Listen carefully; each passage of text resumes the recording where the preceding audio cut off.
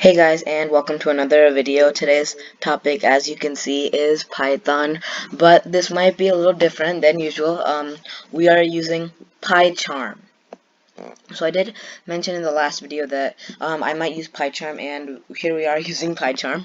I would like 10 out of 10 recommend using this because it has a lot of cool features other than REPL.IT. For one, really before you even press yes or no, it'll tell you if your code is wrong.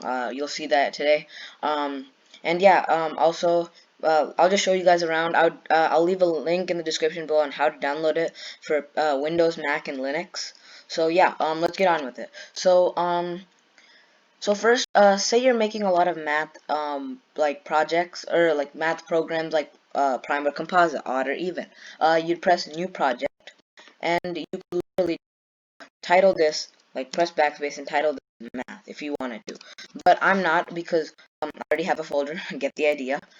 Yeah. And then also, if you want to play, you guys will first start. You might just blank. Oh, sorry about this. 1 second.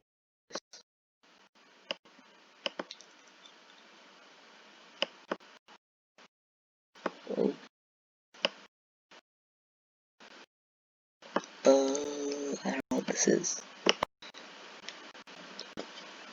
Just gonna put that down there. I don't know what that was. Yeah. So yeah, if you just want to create a Python file, just press 2, and like if you just want to do like a Python file, press Python file, name it whatever you want. I'm not gonna do one because as you can see, I already have some of. Yeah. So one thing, you guys need to know this. First time you ever do a project, this thing will be gray. Like every new Python file that you do, it's gonna, unless you change this. So as you guys can see, I was messing around earlier. Maybe in the later future, I'll show you guys this. It's called I made a guessing game advanced. Yeah. So I'll show you guys this a little later too. It's actually a pretty nice like thing to work on. And yeah. So like so to run it the first time, you go up here to run. Say I want to run 0.2. That is today's class. Just kind of you can't and then we the, sorry oh sorry it won't run right away. It's gonna ask you which one do you want to run. We're running 0.2 and we press that I printed. Yes. So whenever it says 0, it means that you need to it means like it's the end of the program, nothing much. So yeah, yeah, so that's kind of the basic rundown of PyCharm. Please let me know in the comments below if there are any questions about PyCharm. I'm sorry if I'm doing a bad job of explaining stuff. So now let's get on with what I'll be covering today. So today I'll be covering something called input code, compilers, and output code. I talked about it a little last vid, but I'm gonna go a little in depth today, and I'll talk about something about the print function and variables. So those are the three things I'll be covering today. So let's start with input code. So I've learned that input code goes into a compiler. So this is a basic rundown on kind of how code works. Output sorry, computer or laptop. Input code. What is input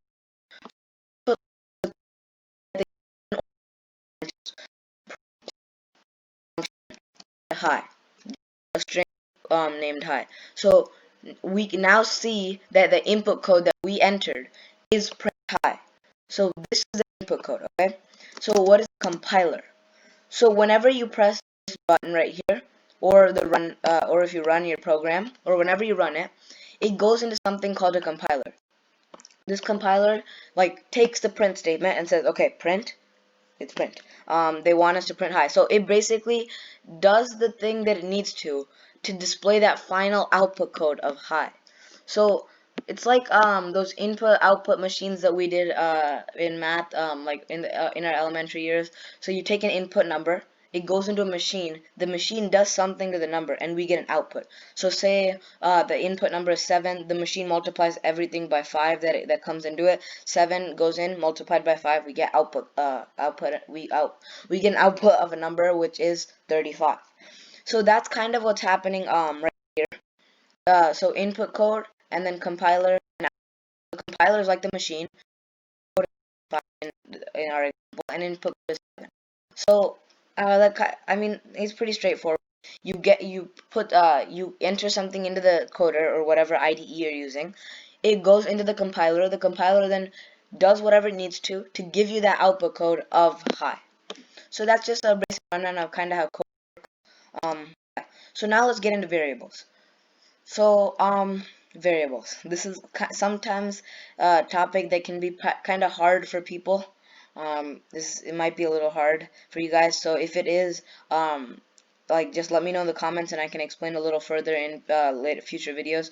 I did say I'll go over math functions. Stay tuned for 0.3 to learn those. So variables, they can literally be this. Like my variable could be this, and that's all. And equals to. So what are variables? So variables, you can assign them to anything. Like variables are meant to make life easier. So say you wanna input and you won't always. Okay, sorry. So say you have a variable. Okay. One recommendation is press space equals to space, because all or whatever function you're print something. If it's all crammed, it might be a little bad. It's not that great when it's a little crammed, because if you have a mistake in your code and also the computer doesn't really like it, it's gonna say it's better to add space. It makes your code look better, and you want your code to look better. So then when you're going over and making some like like fixing some errors, the code, it's easier to look at. So yeah, random.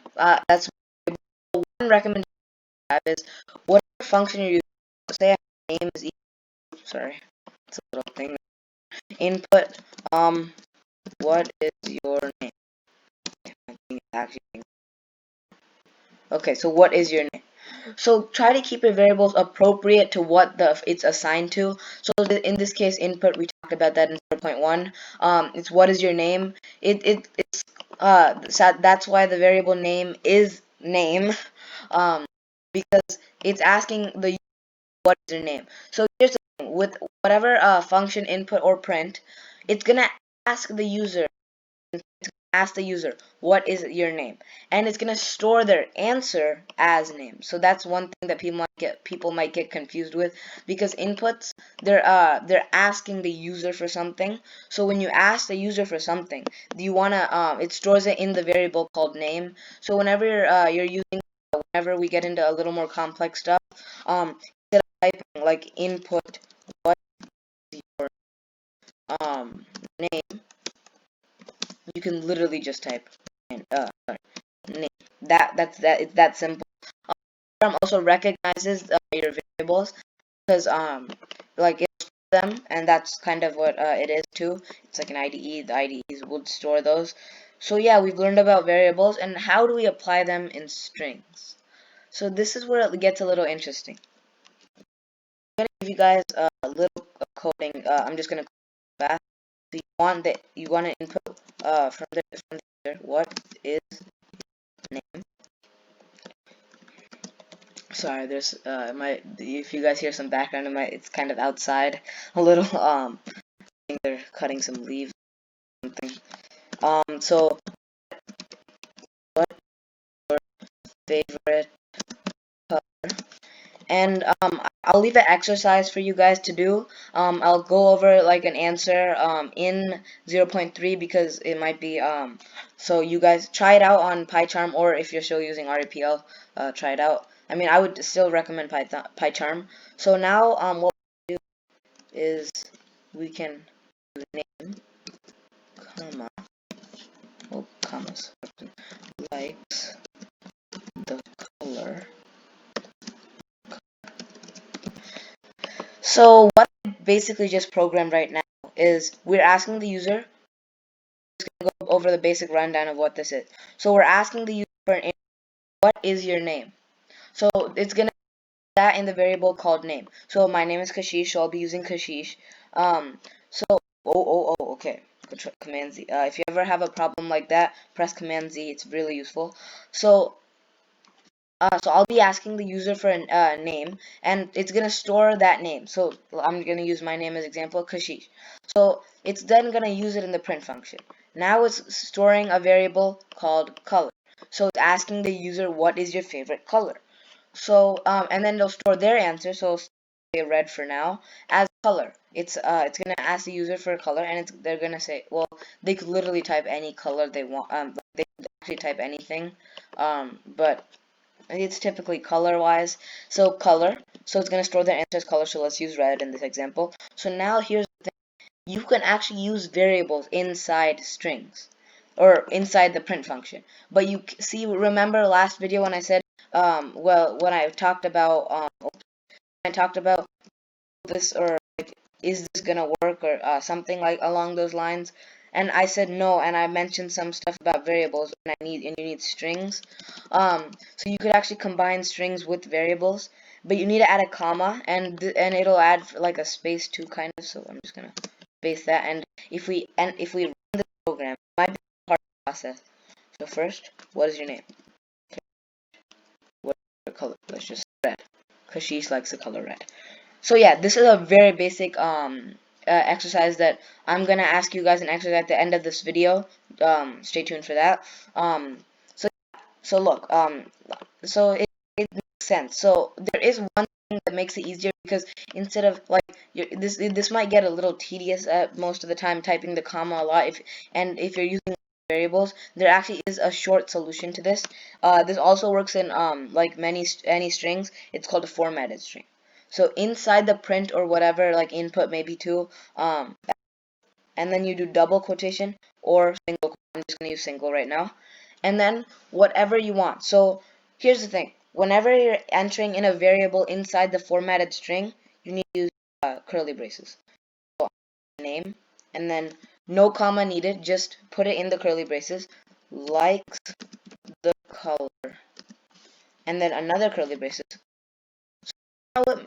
See how it makes sense to have variables that are appropriate, because if this was random likes the color, and then say this was I don't know, blanket likes the color blanket, that just sounds weird. This makes more sense, and it like, if say you have a troubleshoot and you forgot parentheses, you two parentheses, it will say here, but I mean, you go name likes the color, so it makes more sense to do that.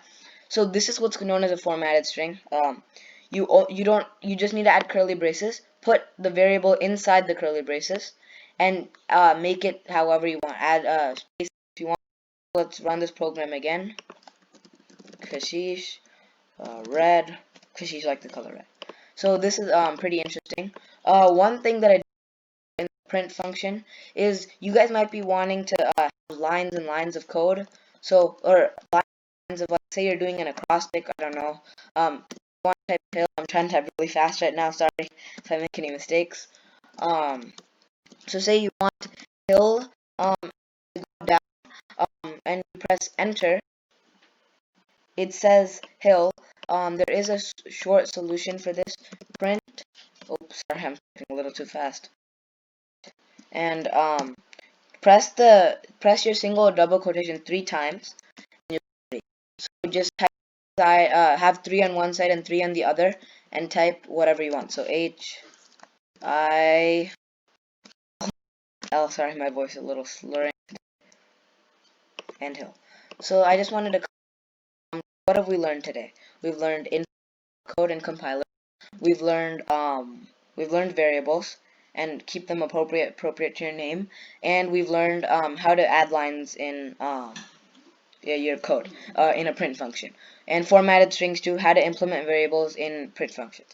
So if I went a little too fast, please excuse me, and tell me in the comments below. If you guys liked it, please like and subscribe, and stay tuned for 0.3. Thank you.